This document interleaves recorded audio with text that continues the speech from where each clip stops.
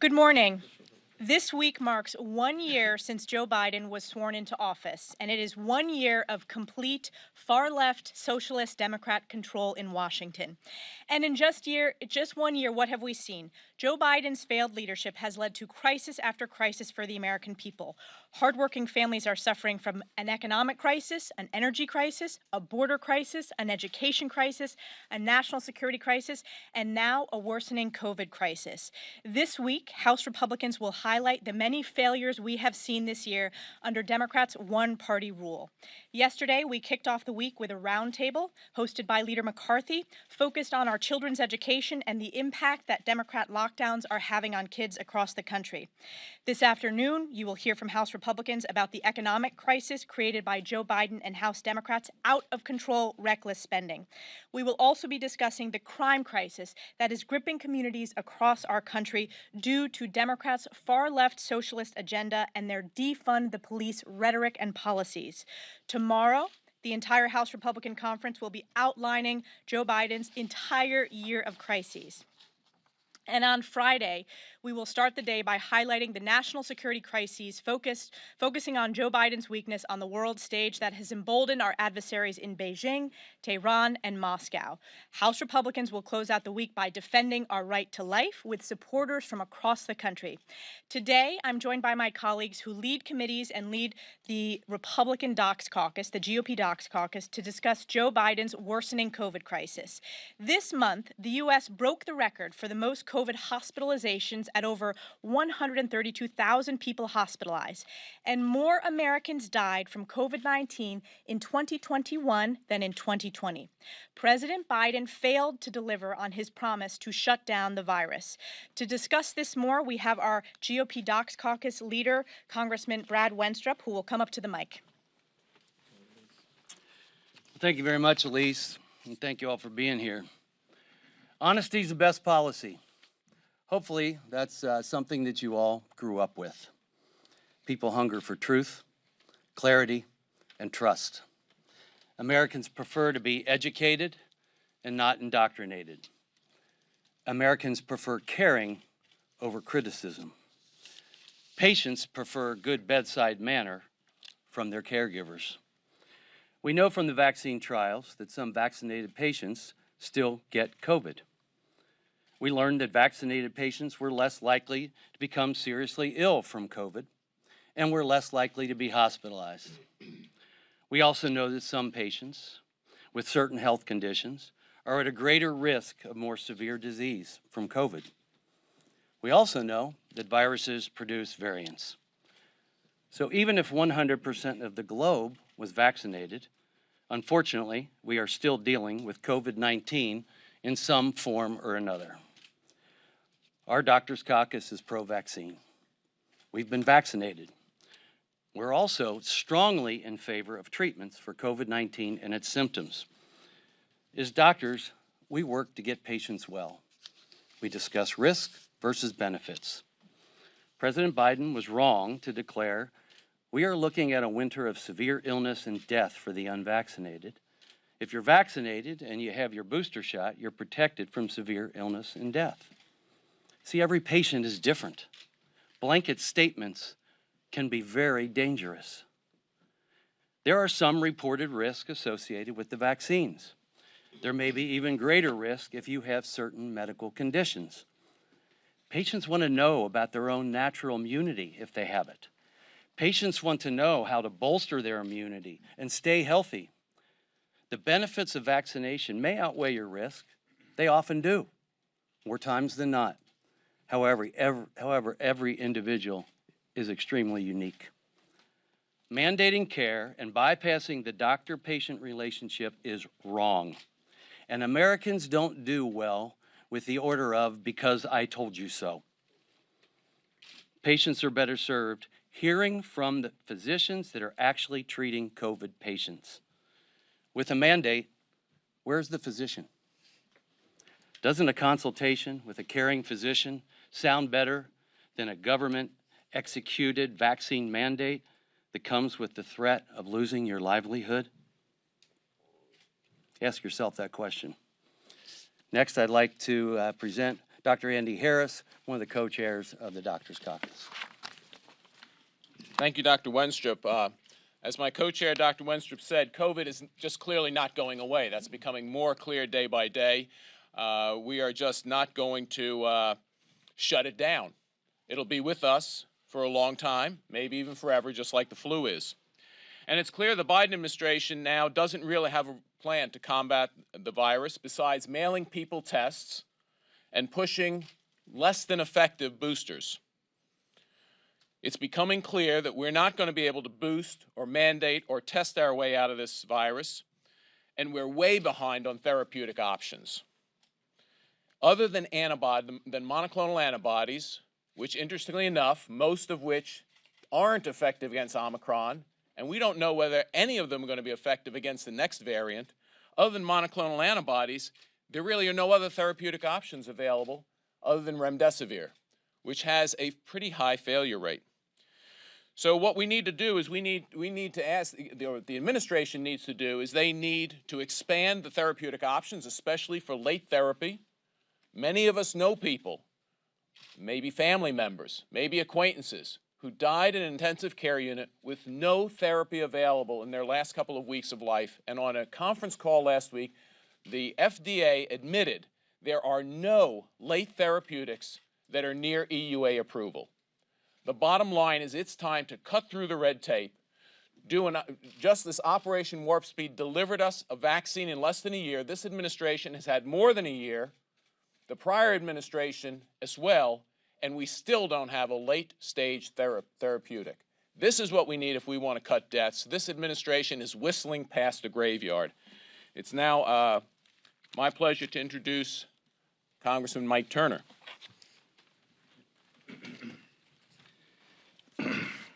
Thank you. Last night, members of the Intelligence Committee were informed that Chairman Schiff has asked that the members of the Intelligence Committee present negative COVID tests in order in participating in normal committee events. We have a briefing coming up on Thursday. He's requesting that we present negative tests in order to, in his words, look to the attending physicians' recommendations for how to safely conduct work here at Congress. So while Americans struggle to just get basic access to testing, while American workers every day risk exposure to the COVID virus, while American families who are caregivers for the elderly worry about exposing their family members to COVID, while this administration has failed to provide sufficient tests in preparation for the Omicron surge, while American workers and families are facing vaccine mandates and vaccine ID mandates to go to restaurants, and parents are dealing with closed schools, Chairman Schiff believes that members of Congress should be tested just to show up for work. The American public does not have this privilege, and we will not comply. The Biden administration failed to plan for needed testing for the American people. Schiff believes that he should have a privilege that the average American worker does not. Our members will not comply with Schiff's request that we submit to COVID testing just to do our job, and I have a copy of the email request that I'll be providing to you. Thank you. And now I propose Jim Jordan. 2 years ago this month, Dr. Fauci has put on notice that the virus most likely came from a lab that was doing gain-of-function research. He gets a letter on January 31st, 10:32 p.m., 2020. He gets an email, from Dr. Christian Anderson that says, the virus looks engineered, virus not consistent with evolutionary theory.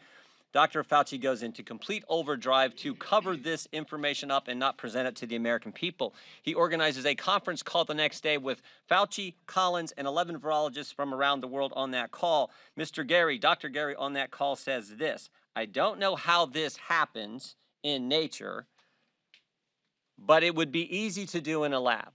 4 days later, those people who express those sentiments start to change their position. They write a piece in Nature Medicine magazine on February 16th. It first gets published online. That piece is then cited on February 9th, 2020, in the now famous letter in The Lancet that becomes the gospel that this thing, according to Fauci and this group, didn't come from a lab. All that happens in 20 days. So they go from this thing looks engineered, this thing is not consistent with evolutionary theory, this thing could not have happened in nature, this thing would be easy to do in a lab, to completely changing their position. And here's the kicker. The two guys who said those things, Dr. Anderson and Dr. Gary, 3 months later get rewarded with an $8.9 million grant from Dr. Fauci to continue to do research on coronavirus. I mean, I think there's a couple obvious questions that should have been, that should have happened 2 years ago this month. Why didn't Dr. Fauci, when he first got put on notice that this was happening after that conference call on February 1st, why didn't he notify the commander-in-chief? We have no evidence that he talked to the President of the United States. We have no evidence that he talked to any of his bosses. He spent the time trying to change the narrative. Dr. Fauci got a chance to edit the very article that became the basis for the letter in the Lancet, which, as again, we all know, became the gospel that this couldn't have come from a lab, according to these experts.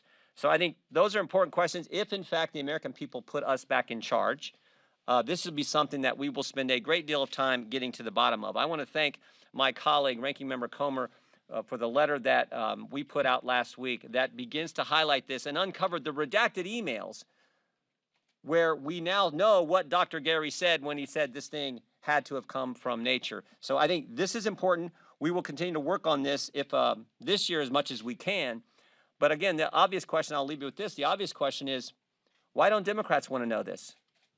Why don't they want to know how the virus started that has disrupted our lives for now almost a full 2 years? Why don't they want to know? Why don't they want to do the investigation? Why won't they call in these virologists, Dr. Gary, Dr. Anderson, who initially said this thing came from a lab? They won't do it. That's a question that needs to be answered. Mr. Comer. Good morning. President Biden made bold promises to defeat the coronavirus, but he has broken these promises made to the American people. The president repeatedly pledged to shut down the virus, but he is not. Just look at the facts. More people died of COVID in 2021 than in 2020, and cases are surging across the nation. President Biden promised to deliver a national plan to get the virus under control, but recently he admitted there is no federal solution. President Biden promised to follow the science and listen to the experts. Yet this administration sidelined vaccine experts at the FDA and allowed a radical teachers union to dictate the CDC's school reopening guidance. President Biden promised to improve the availability of COVID tests, but as the holiday season approached and cases began to skyrocket, test kits were scarce and lines were long. President Biden told Americans the vaccine would not be mandatory. But then he issued several authoritarian mandates requiring American workers to be vaccinated or risk losing their jobs and health care plans. President Biden's top medical advisor, Dr. Fauci, publicly shut down the idea COVID originated from the Wuhan lab. But as Congressman Jordan just explained, we now know from emails, unredacted, that Dr. Fauci was warned early on by top scientists that the virus likely came from a lab leak and looked genetically manipulated.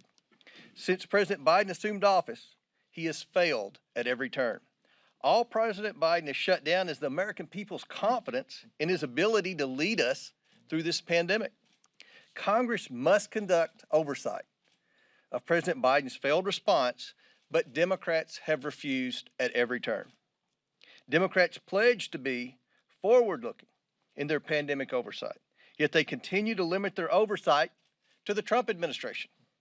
Broken promises at the White House, broken promises in Congress.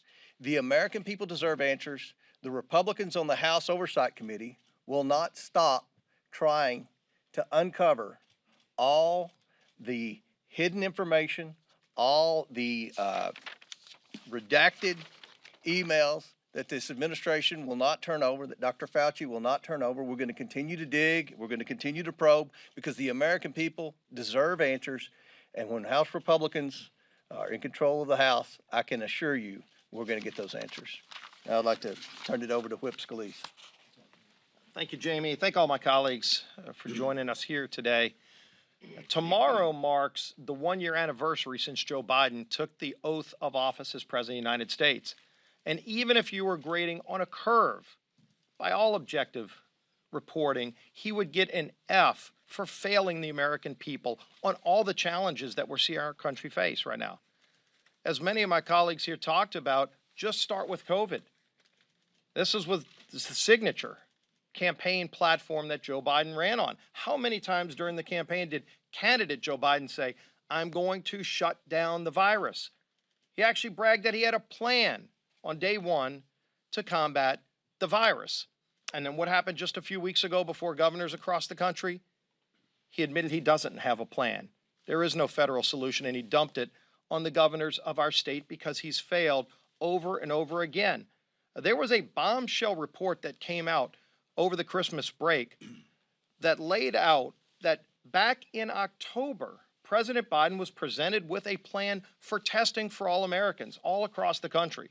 750 million tests for everybody to be ready during Christmas because they predicted there would be this surge. They actually saw it coming. And they presented the plan to Joe Biden, who said he was going to shut down the virus as a candidate. And you know what Joe Biden did in October? He rejected that plan. I wonder if today, when Joe Biden holds his press conference to talk about, he can't talk about any of his accomplishments as president for a year, but he surely should have the opportunity to address whether or not he rejected that plan and why. We've posed this to other administration officials. We haven't gotten an answer yet. Jamie Comer and I asked the heads of the select subcommittee on coronavirus and the oversight committee to have a hearing into this testing failure by the Biden administration, and they don't want to have a hearing on it. They seemed overeager to talk about transparency and accountability until all of a sudden they were accountable for more deaths from COVID under the Biden administration than they had when they walked in the door. And let's remember, when Joe Biden took that oath of office a year ago tomorrow, he walked in with President Trump's Operation Warp Speed that had delivered not one, not two, but 3 proven and effective vaccines. What has President Biden done to advance on that? Nothing.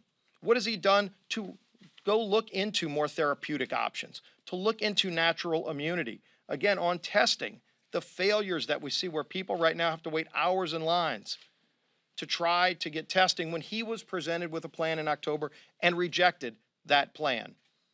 Kind of hard for him to say now that it should have happened because he was the one who stopped it from happening.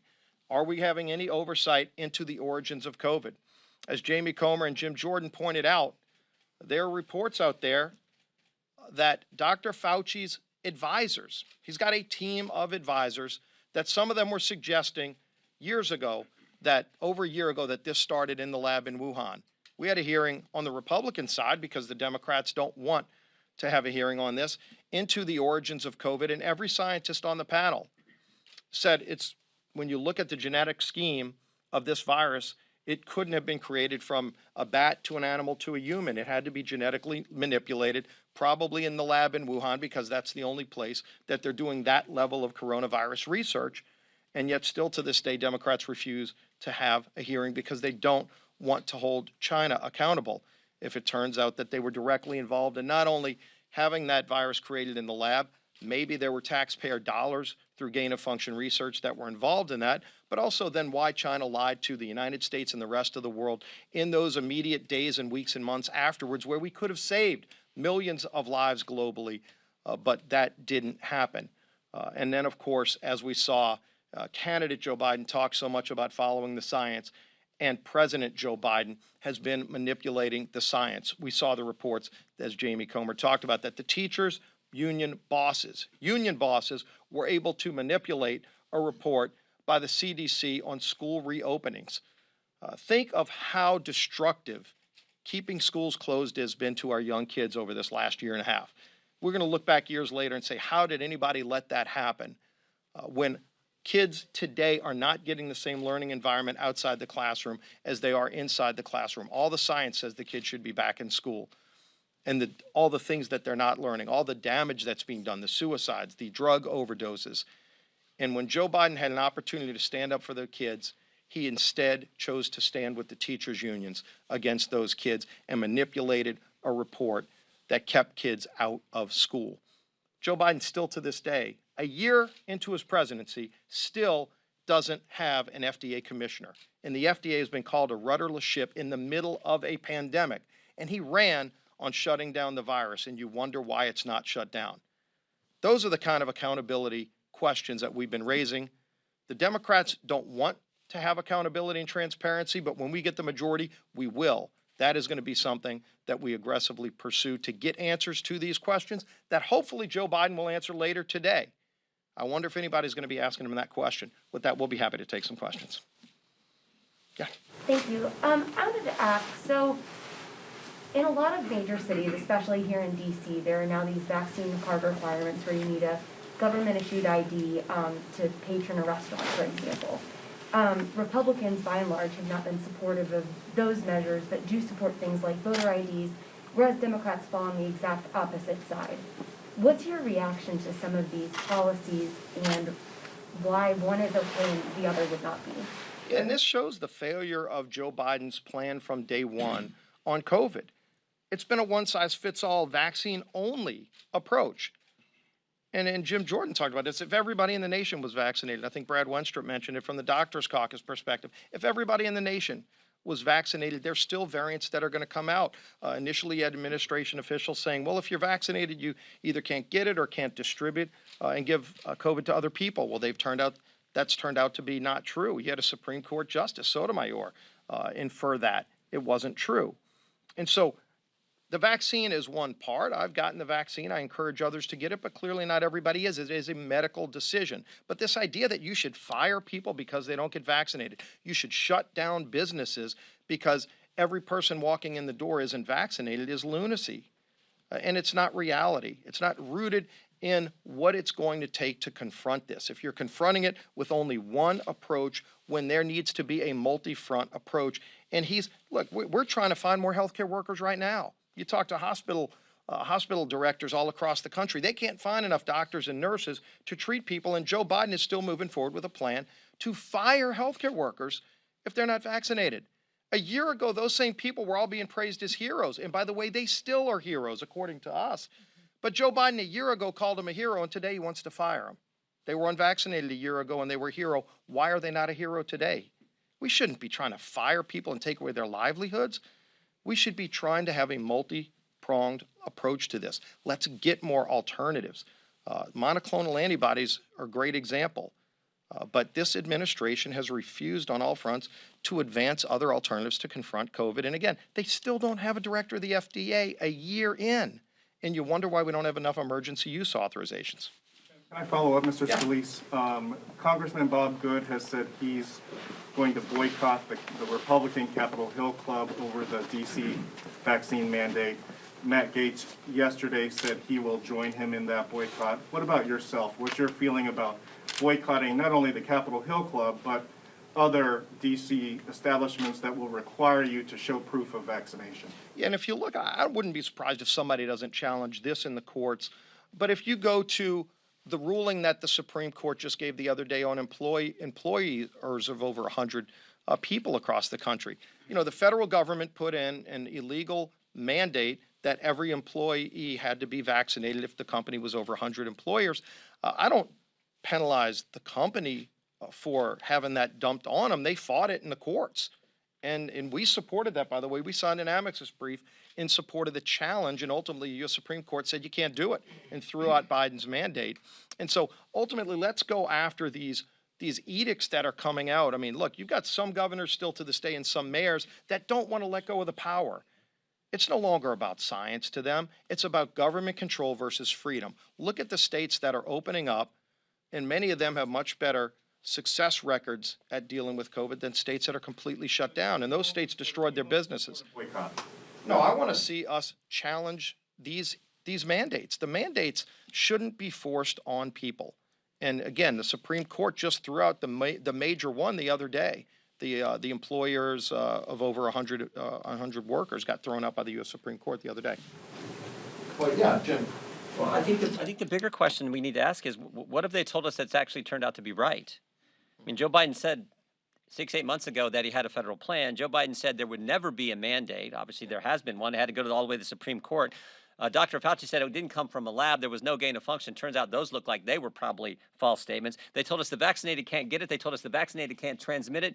And they said, oh, no, there's no such thing as natural immunity. So there's 7 things they told us that actually turned out not to be accurate. So now we're just supposed to keep taking their word. At some point, just any common sense American says, if you've misled me 7 different times, and there's probably more I'm forgetting about, maybe we should start questioning the things they're doing. And that's all we're saying. So I think that's the key thing that the American people see. Donald Trump said politicians who don't reveal their booster status are gutless. Some of your own members have chosen not to reveal if they've received any vaccination whatsoever. Yes or no, do you agree with Donald Trump's message here? Look, ultimately, these are personal decisions, and this is going to get back to the heart of the mandates on vaccination status alone. This is a healthcare decision, and the government right now is treating it as if it's something that they can just require people to do. They used to say that the relationship between a doctor and a patient is important. I still believe that. The doctors caucus, look at all the medical doctors up here. One of the most sacrosanct relationships is the relationship between a doctor and a patient, and that's where the decision ought to be made. Not this idea that government's going to say, if you don't get the vaccination or now the booster or the second booster, that you can't conduct business, you can't walk into a restaurant, you can't. Now they'll exempt it for voting, but they just want to continue to control people's lives. It's really about government control versus freedom, and I choose freedom. Question on that real quick. You know, it's kind of like a scarlet letter. And, you know, where the science is being ignored is natural immunity. I mean, you may have a patient that's been vaccinated and has gotten COVID, and their antibodies and their T cells, they may be through the roof. They may be more protected than anybody else. Yet you're putting these restrictions on people when their health is perfectly fine and they're not probably more protected than others. It doesn't make sense, and it's not scientific. It's not a scientific process that approach does not exist in here. And again, blanket statements and one size fits all is dangerous for the health of Americans, and especially with the tone that it's being put out to the American people. Reference to the gutless response? And remember, too, President Biden candidate Biden versus President Biden are 2 very different people. When he ran, he said he was going to unify the country. He was going to represent all people. And then all of a sudden, it's about shaming people that don't do what he says they should do. You know, when he said, this is a virus of the unvaccinated, is that really a responsible statement, let alone a unifying statement? Of course it's not. And it's those kind of mixed messages from this administration the whole last year that have created this problem to get worse. Yes. Question, as you've identified some of the shortfalls in the administration's handling of COVID, the ongoing Omicron wave, would any of you support a supplemental spending package to bolster the federal government's response? Well, think about this. First of all, we spent about $6 trillion. $6 trillion has been spent. Many of those were bipartisan packages. This last year, they decided to go it alone to pay people not to work, to bail out failed states, things that had very little to do with COVID. And that's where we walked away because they weren't trying to help people who really had problems that were struggling. And by the way, everybody knows the biggest problem people are facing is inflation, and they know that all of these multi-trillion-dollar spending bills are the biggest driver of inflation. And so it's just unbelievable that Joe Biden, Nancy Pelosi on down just keep doubling down on the failed policies that have created high gas prices, higher inflation. They see a problem that they created, and their answer is to spend trillions more dollars when the public's saying enough. There's $800 billion of unspent money from the previous COVID relief packages. If there were a need, which they haven't even identified, by the way, if there were a need, that's where you would look to go and address it, the money that's unspent. They don't want to have any oversight on the money that's been spent. $6 trillion. That's more than we spent on Social Security, on the Department of Defense, you can go down the line. It's an unbelievable amount of money. It's more than the entire federal government spent in an entire year prior to COVID. And they've just spent it trying to pay off their friends, trying to continue to grow the size of government and jacking up inflation. We need to address the real problems this country's facing. There's not a bill on the floor this week, last week, go down the line to address inflation, high gas prices, the border crisis. Look at the foreign policy debacles with Russia getting ready to move in on Ukraine, maybe during the Olympics or right after. Where has this president been in terms of addressing any of those problems. He's helped create many of them, and his weakness in Afghanistan has helped create an environment where now Ukraine is less secure, Taiwan is less secure. Look at Israel with Iran developing a nuclear weapon. Our friends around the world are paying the price for Joe Biden's failures and incompetence in leadership. It's got to change. I hope he addresses some of this in his questions today. Good being with y'all. Thanks. Thank you.